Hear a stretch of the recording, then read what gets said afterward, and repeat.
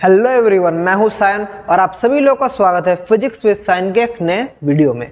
तो आज हम लोग वेस्ट बंगाल बोर्ड के क्लास 12 का जो बोर्ड एग्जाम हुआ है, West Bengal council of higher secondary education 2024 के फिजिक्स क्वेश्चन का सॉल्यूशन करेंगे।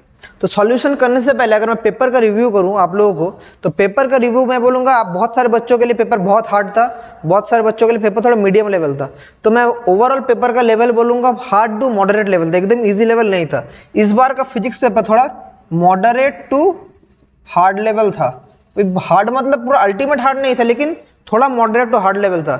जिन बच्चों ने अच्छे से पूरा साल मेहनत करके पढ़ाई किया था उन लोगों के लिए पेपर अच्छा होगा, लेकिन इस बार 100 आउट ऑफ 100 उठाना थोड़ा डिफिकल्ट हो जाएगा, इसलिए थोड़ा पेपर इधर उधर था। तो आज का हम लोग उसको सोल्यूशन करेंगे। तो आज हम लोग क्या सोल्यूशन करेंगे, आज हम लोग आप लोगों का जो पेपर का जो पार्ट ए है, मतलब MCQ और SAQ, इन सब क्वेश्चंस को हम लोग सॉल्व करेंगे। फिर अगले वीडियो में हम लोग 2 नंबर वाले क्वेश्चन, 3 नंबर वाले क्वेश्चन और 5 नंबर वाले क्वेश्चन अगले वीडियो में करेंगे। तो आज हम लोग सिर्फ शॉर्ट आंसर टाइप करेंगे, मतलब 1 into 14 जो क्वेश्चन रहता है और 1 into 4 जो क्वेश्चन रहता है, जो आप लोग का जो short answer type question, objective type question रहता है, उन लोग हम लोग सॉल्व करेंगे। तो चलिए, मेरे पास क्वेश्चन का PDF आ चुका है, तो मैं आप लोगों को ये PDF शेयर भी कर दूंगा। तो पहला क्वेश्चन अगर मैं बोलूँ तो पहला क्वेश्चन सेक्शन 1 का, मैं क्या बोल रहा हूँ अच्छे से आप लोग समझ पाएंगे। सेक्शन 1 का हमारा MCQ जो था, तो 1 का 1। तो पहला क्वेश्चन था चार्ज ऑफ 100 माइक्रोकूलम। तो चार्ज कितना बोला है, चार्ज बोला है 100 माइक्रोकूलम। क्वेश्चन भी स्क्रीन के ऊपर आ जाएगा, मैं एडिट करके दे दूंगा। Is at the center of circle of radius 5 metre. तो एक सर्कल है, एक सर्कल में एक रेडियस है, रेडियस बोला है कितना 5 मीटर। तो इधर एक चार्ज रोटेट कर रहा है, इज रोटेटिंग। तो work done moving the charge around the circumference of the circle. तो ये सर्कमफेरेंस में जब चार्ज मूव करेगा कितना वर्क डन करेगा। तो टोटल जो वर्क डन का मतलब क्या है बोले थे, वर्क डन मतलब फोर्स इनटू डिस्प्लेसमेंट।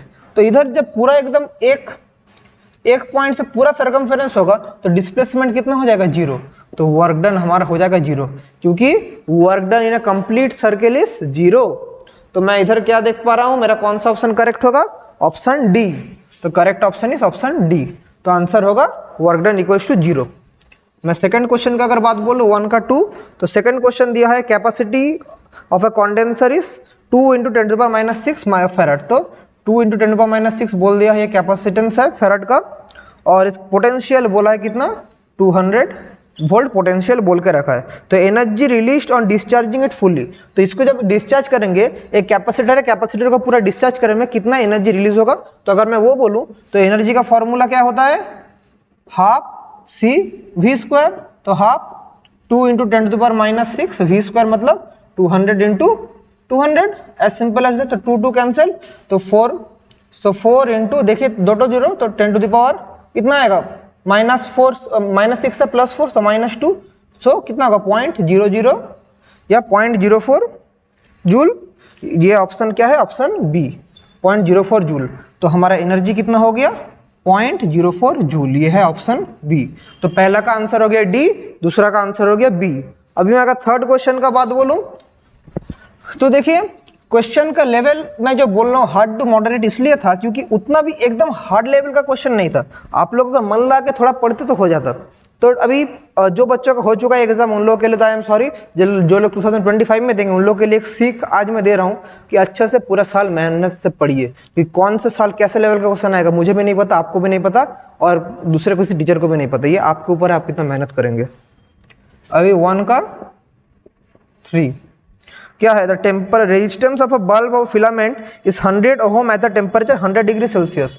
तो 100 डिग्री सेल्सियस में रेजिस्टेंस कितना है, 100 ओम रेजिस्टेंस है।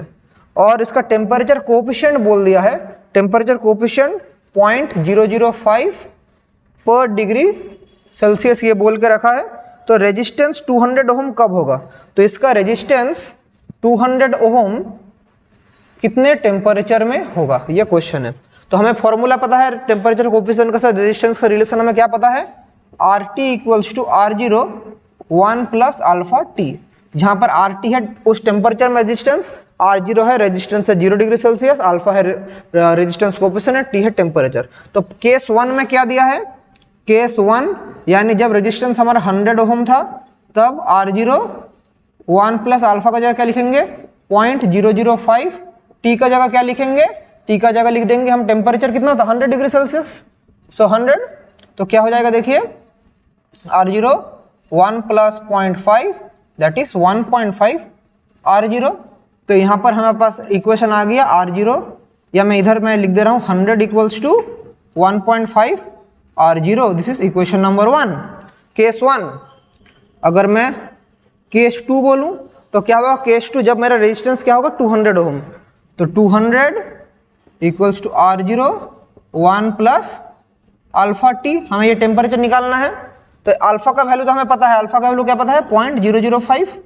तो इधर अगर हम लोग देखें तो इसको रखेंगे, तो अगर हम लोग अभी इसको इक्वेशन नंबर 2 देते हैं तो इन दोनों को सॉल्व करने से हो जाएगा। मैं क्या कर रहा हूँ अभी इक्वेशन 2 डिवाइडेड बाई इक्वेशन 1 अगर करूँ तो 200 by 100 equals to 1 plus 0.005 T plus 1.5 ये आ रहा है। तो देखिए सो 1 प्लस 0.005 टी 1.5 इंटू 2 कितना होता है 3, तो 0.005 T equals to 3 minus 1 that is 2, तो टी कितना हो जाएगा 2 बाई 0.005। तो इसको सॉल्व करेंगे तो कितना होगा देखिए, इसको अगर मैं डेसिमल हटा दूं ऊपर कितना होगा 1 2 3 मल्टीप्लाई होगा 1000, तो 5 टू द 10 0 0, तो कितना हो गया 400 डिग्री सेल्सियस। तो कितना टेम्परेचर में 200 ओम होगा 400 डिग्री सेल्सियस में। तो इसका कौन सा ऑप्शन करेक्ट होगा 400 डिग्री सेल्सियस हमारा है ऑप्शन, है तो correct option is option number C. तो थर्ड इक्वेशन का हमारा क्वेश्चन का आंसर क्या हो गया 400 डिग्री सेल्सियस। अभी मैं अगर नेक्स्ट क्वेश्चन में जाऊं, क्वेश्चन नंबर 4, अगर किसी भी क्वेश्चन में समझने में प्रॉब्लम हो और आप लोग कमेंट करके बोलना, मैं उसको आप लोग वापस मैं समझा दूंगा। अगर मैं फोर्थ क्वेश्चन के बारे में जाऊं तो देख लेते हैं क्या दिया है फोर्थ क्वेश्चन में। तो फोर्थ क्वेश्चन बोला है the current carrying long erect wire is kept at an angle theta, एक करंट कैरिंग लॉन्ग एंगल हुआ kept theta with an external uniform magnetic field, the wire experience highest force if. ये simple हमारा force का question है, तो force क्या है BIL sin theta electromagnetism में, तो F मैक्स कब होगा BIL, तो मतलब क्या हो रहा है जब थीटा इज 90 डिग्री, तो थीटा 90 डिग्री में तो मैक्सिमम होगा, तो कौन सा ऑप्शन होगा करेक्ट ऑप्शन डी। तो यहाँ पर डी है हमारा 90 डिग्री है, तो इजी फॉर्मूला पुटिंग क्वेश्चन था। 5 का MCQ क्या दिया है, electromagnets are made up of soft iron because soft iron has क्या, इलेक्ट्रोमैग्नेट सॉफ्ट आयरन से क्यों बनता है, क्योंकि देखिए क्या क्या ऑप्शन है यहाँ पर, हमने जब हिस्टेरेसिस पढ़ा था याद है, हिस्टेरेसिस में क्या क्या होने से इलेक्ट्रोमैग्नेट होता है, इसका आंसर क्या होगा high retentivity and high coercivity. तो इसका करेक्ट ऑप्शन होगा option B that is high retentivity and high coercivity, ये ऑप्शन होगा high retentivity and high coercivity, क्योंकि इलेक्ट्रोमैग्नेट इसी कारण हमारा, क्योंकि ज्यादा देर तक उधर मैग्नेटिज्म स्टोर करेगा। हाई रिटेंटिविटी हाई कोएर्सिविटी का मतलब क्या, ज्यादा देर उधर मैग्नेटिज्म स्टोर करेगा, करंट ज्यादा देर होल्ड करेगा, इसलिए तो इलेक्ट्रोमैग्नेट, नहीं तो अगर लो होता झट से गिर जाता तो इलेक्ट्रोमैग्नेट बहुत कम समय के लिए इफेक्टिव होता।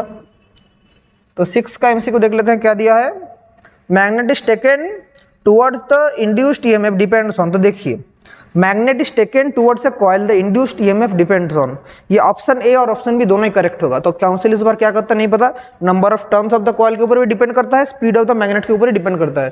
तो मैं तो बोलूंगा दोनों ऑप्शन ही करेक्ट है। अभी काउंसिल क्या बोलता है, साइंटिफिकली फिजिक्स के अकॉर्डिंग दोनों ऑप्शन ही करेक्ट है। तो ये क्या होगा, द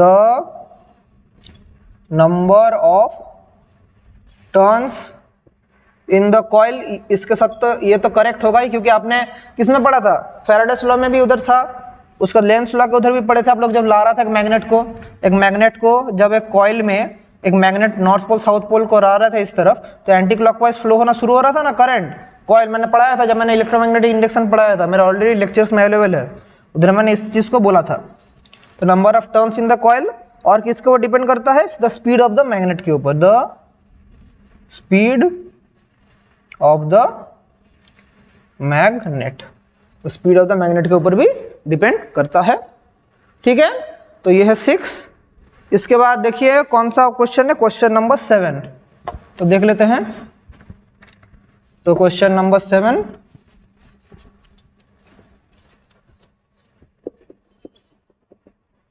क्या दिया है? Alternating current can not be measured by DC ammeter because. Alternating current, AC current को हम लोग क्यों नहीं मेजर कर पाते, इसको पता है? चार्ट ऑप्शन है। सबसे पहले अगर मैं आरएमएस का बात बोलूं, आई आरएमएस, अगर मैं ऑल्टरनेटिंग करंट का बात बोलूं, ये क्या है? I0/√2। ये किसके लिए है? एसी के लिए। लेकिन डीसी के लिए आई आरएमएस कितना होगा? 0, क्योंकि डीसी का I0 क्या होता है? एवरेज वैल्यू हमेशा 0 होता है, तो उधर हम लोग मेजर ही नहीं कर पाएंगे। डीसी करंट का आरएमएस वैल्यू हमेशा 0, क्योंकि उसका एवरेज वैल्यू ऑफ करंट हमेशा 0। इसी रीजन के वजह से हम लोग डीसी एमीटर से मेजर नहीं कर पाते। तो इसका करेक्ट ऑप्शन कौन सा होगा? Option C, average value of current for a complete cycle is 0। तो देखिए डीसी एमीटर में क्या होता है, डीसी करंट का फ्लो कैसा होता है? ये अगर I वर्सेस T है, डीसी है, लेकिन ऑल्टरनेटिंग करंट का ऐसे कर फ्लो होता है। तो डीसी एमीटर में तो कैच ही नहीं करेगा। इसलिए क्यों कैच नहीं करेगा? क्योंकि average value of current for a complete cycle is 0। तो डीसी एमीटर में कभी भी ये कैच नहीं करेगा। और हाफ साइकिल में I0/√2 होता है। और डीसी करंट में तो आरएमएस, मतलब मैंने डीसी करंट में आरएमएस लिखा हूँ, लेकिन ये एक्चुअली वैलिड नहीं है। तो मतलब ये चीज हम कॉन्सेप्ट बोलते हैं नहीं। और हम लोग जब फुल साइकिल का बात करते थे, याद आ रहा है? मैंने ऑल्टरनेटिंग करंट में पढ़ाया था फुल साइकिल, याद आ रहा है? ऑल्टरनेटिंग करंट, फुल साइकिल में अपर हाफ लोअर हाफ दोनों मिला के क्या होता है? I0/0 कब होता है? फुल साइकिल में। बार बार याद कीजिए, पढ़ने का टाइम बोला था, इंपॉर्टेंट है। तो यह है ऑप्शन सी। इसके बाद अगर मैं क्वेश्चन नंबर 8 में जाऊं, क्वेश्चन नंबर 8 क्या दिया है? स्क्रीन के ऊपर तो आप लोग आ ही रहा है, देख पा रहे हैं। तो question number 8 is given that energy of an electromagnetic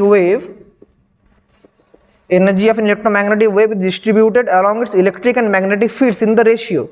तो किसके ऊपर डिपेंड करता है? इलेक्ट्रिक कितना में किसके ऊपर? E0 E/B का मतलब क्या है? E0/B0। तो ये क्या होगा? 1:1 होगा। तो आंसर क्या है? ये तो हमने एनर्जी पढ़ने का टाइम बोला था। तो आंसर क्या होगा? 1:1। 1:1 कौन सा है? Option A is the correct answer. तो इसका आंसर क्या होगा? Option A. अगर ये कहाँ था? इलेक्ट्रोमैग्नेटिक वेव्स के अंदर हम लोग पढ़े थे, हम लोग average value of electric field, magnetic field E0/B0 that is 1:1। ये मैंने कहाँ पढ़ाया था? इलेक्ट्रोमैग्नेटिक वेव्स में। फिर 9, refractive index of material of a double legs is 2.5। तो रिफ्रैक्टिव इंडेक्स बोल दिया है 2.5। Double by convex, equi convex, मतलब ऐसा टाइप का एक लेंस हमारे पास है, इक्वी कॉन्वेक्स लेंस आपके पास दिया हुआ है। If R is the radius of curvature then is focal length क्या है? तो कौन सा फॉर्मूला यूज करेंगे? Lens maker formula. तो लेंस मेकर फॉर्मूला याद है? क्या था lens maker formula? Lens maker formula पढ़ा कर बोला था, लिखिए। लेंस मेकर फॉर्मूला था 1/f equals to μ-1 1/r1 plus of 1/r2। लेकिन इधर क्या बोला है? Equiconvex. So for equiconvex R1 equals to R2 क्या दिया है? R। ये क्या है? गिवन है, क्वेश्चन में हमारे पास गिवन है। तो क्या होगा? μ-1 तो 2/r। तो यहाँ से म्यू का वैल्यू क्या दिया है? म्यू का वैल्यू दिया 2.5। तो 2.5 - 1 2/r। तो क्या होगा? 2.5 - 1 1.5 into 2/r that is 3/r। 3/r तो क्या होगा? 1/f equals to 3/r। So r equals to क्या हो जाएगा? 3/r। 1/f equals to 3/r। So r equals to हमारा 3f हो रहा है। r इक्वल्स टू 3f हो रहा है। और हमारा तो f का ऑप्शन था, तो f r equals to 3f। तो मतलब यहाँ से f क्या होगा? f equals to r/3। तो हमारा करेक्ट ऑप्शन कौन सा होगा? Option B. Then is equal क्या होगा? फोकल लेंथ क्या होगा? r/3। इसको रिवर्स कर देंगे तो ऑप्शन कौन सा करेक्ट हो रहा है हम लोग क्लियरली देख पा रहे हैं, option B that is r/3। अरे ये तो लेंस मेकर फॉर्मूला है 1/f μ-1 1/r1 plus 1/r2 R1 equals to R2। क्योंकि इक्वी कॉन्वेक्स जब दिया है, एक इक्वी कॉन्वेक्स लेंस जब दिया है, तो इसका जो रेडियस होगा, इसका रेडियस दोनों तो सेम होगा। That is R1 equals to R2 equals to R। तो वहां से करेंगे simply formula putting. So r/3 easy, एकदम इजी, कोई भी डाउट नहीं था। तो क्यों हार्ड लग रहा है बच्चों को मुझे नहीं पता। थोड़ा लॉन्ग क्वेश्चन में थोड़ा इधर उधर से आया, लेकिन हार्ड क्वेश्चन हम लोग नहीं बोल पाएंगे। एकदम इजी लेवल का ही क्वेश्चन था।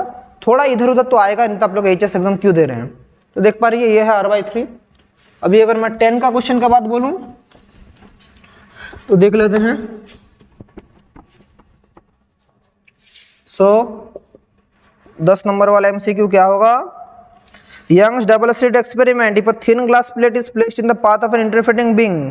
तो क्या होगा, यंग्स डबल स्लिट एक्सपेरिमेंट याद आ रहा है, यहाँ पर एक लाइट सोर्स था, फ्रिंज, यहाँ पर S1 S2 ऐसे करके होता था, फिर इधर एक हमने ग्लास प्लेट रख दिया, तो क्या होगा, फ्रिंज हमारा क्या हो जाएगा, इधर शिफ्ट हो जाएगा ना फ्रिंज। तो फ्रिंज का ऑप्शन इधर पढ़े थे, when a glass plate is intervened within the medium, तो क्या होगा, इधर फ्रिंज विल बी शिफ्टेड। तो हम कौन सा करेक्ट होगा, option C, fringe will be shifted, fringe will be shifted. अरे ये वाला तो था थियोरिटिकली क्वेश्चन था, हार्ड क्यों समझ रहे, एकदम easy question, fringe will be shifted. उसके बाद 1 का 11 क्या होगा, क्या दिया है, magnitude of saturation of photoelectric current depends upon saturation of photoelectric current.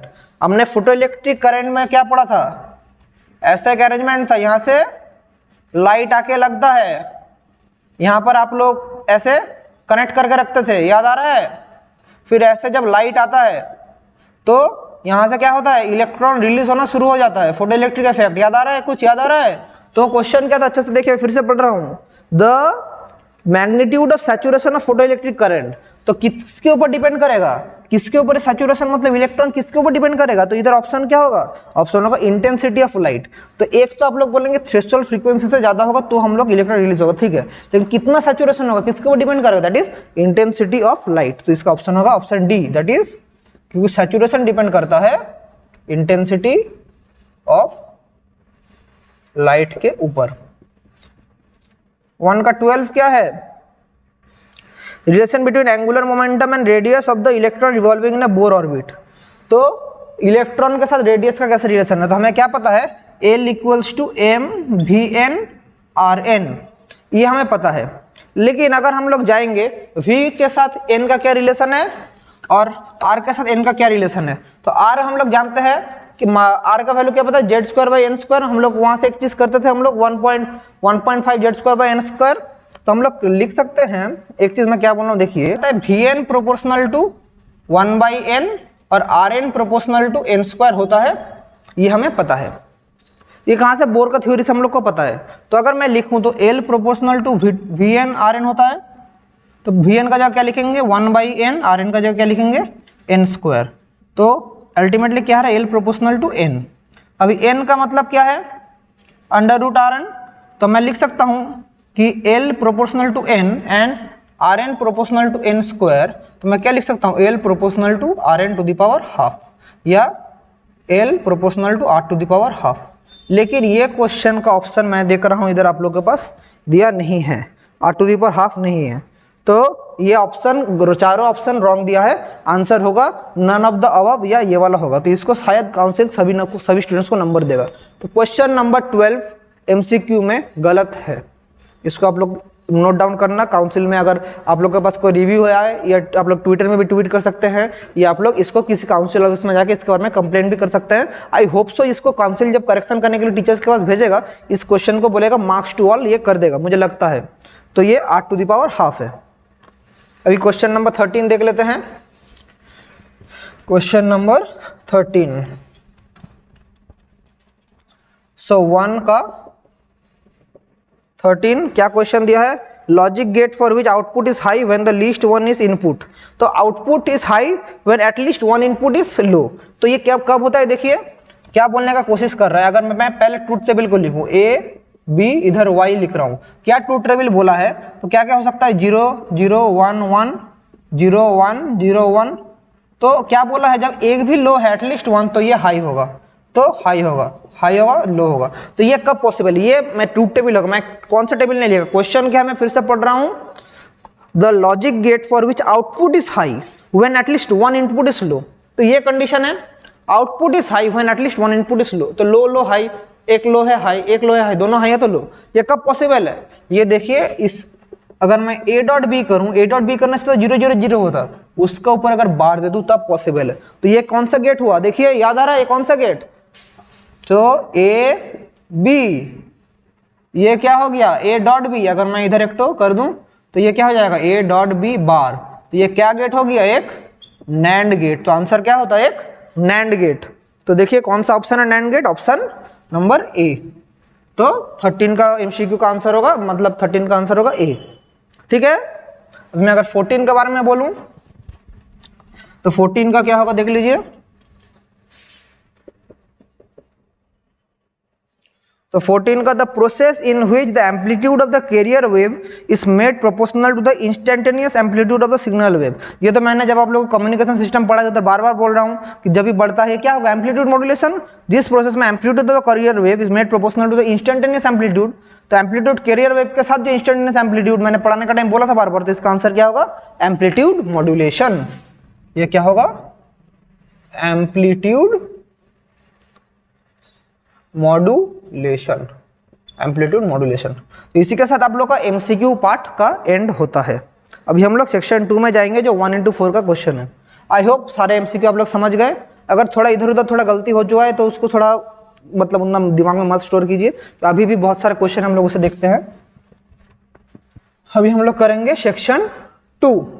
सो 2 का 1 पहला क्वेश्चन क्या दिया है, particle of charge Q moves with velocity v at an angle theta with the magnetic field v, what is the force experience। तो ये वाला तो theoretical question F equals to Q V cross B, मतलब क्या होगा Q V B sin theta. तो ये simply तो फॉर्मूला पुटिंग क्वेश्चन था, 1 में 1 आप लोग इसको लिखेंगे मिल जाएगा full question.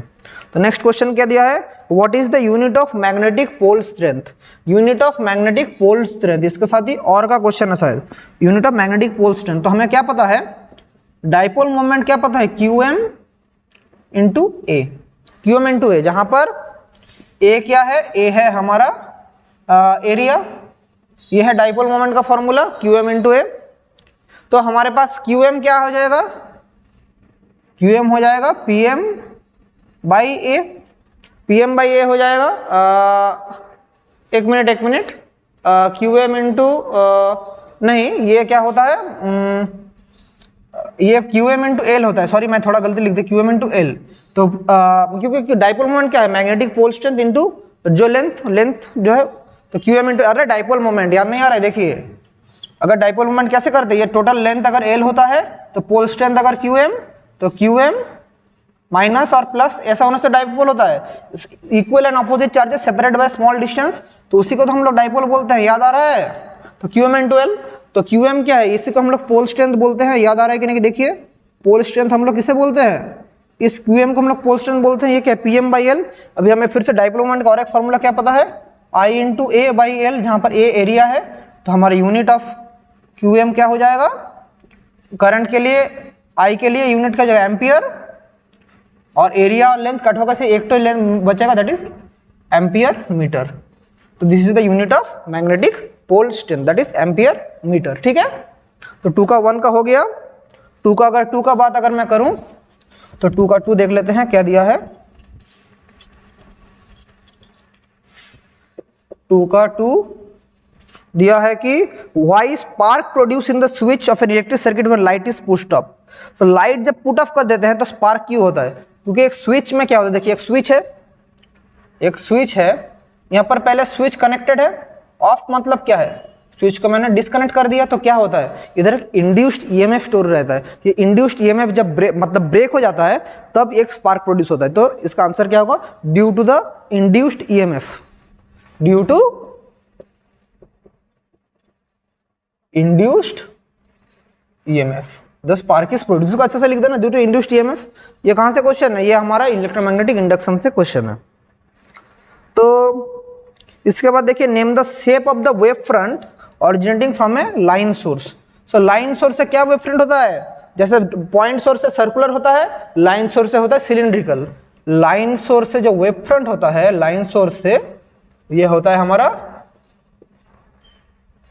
Cylindrical wave front, ये होता है सिलिंड्रिकल वेव फ्रंट होता है। अभी देखिए इसके साथ ऑप्शनल में क्या क्वेश्चन है, विच प्लेन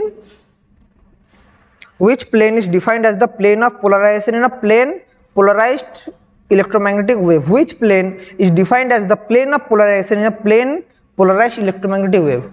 तो इसका आंसर क्या होगा? इसका आंसर होगा जिस प्लेन में both electric field and magnetic field vector है।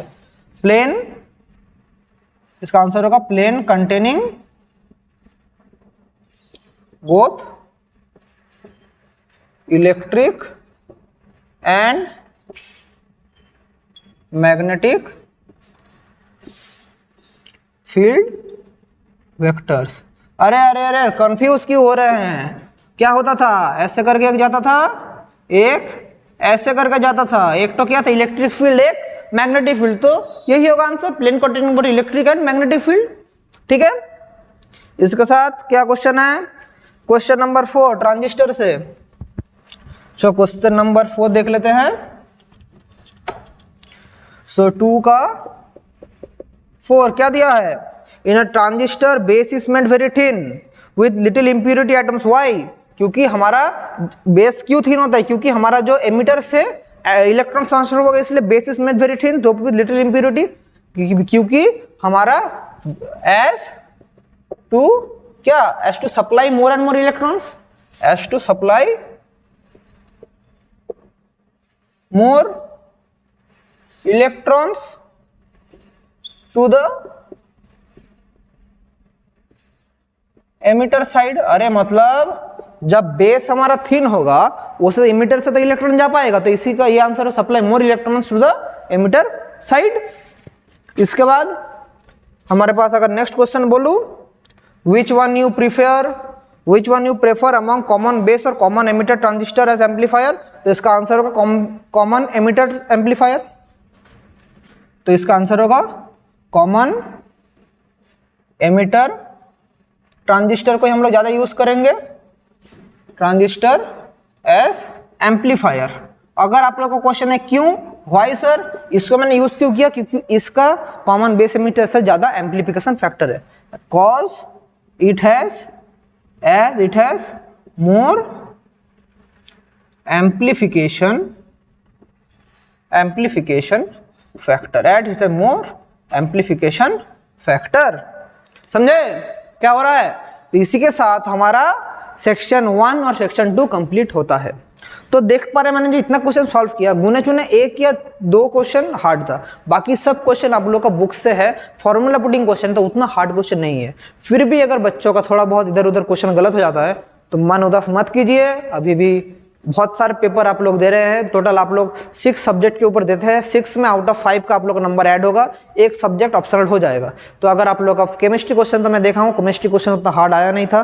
तो इधर उधर करके आप लोग अगर मतलब मेहनत करते हैं, मेहनत कभी भी जाया नहीं जाता है। इसलिए अगर थोड़ा सा गलती हो चुका है तो इस गलती से इंसान को सीखना चाहिए। उस गलती को आइडेंटिफाई कीजिए, गलती को सीखिए और वापस उस गलती को जिंदगी भर मत दोहराइए, क्योंकि इंसान अपने गलतियों से ही सीखता है। तो आज का सेशन हम लोग यहीं पर एंड करते हैं।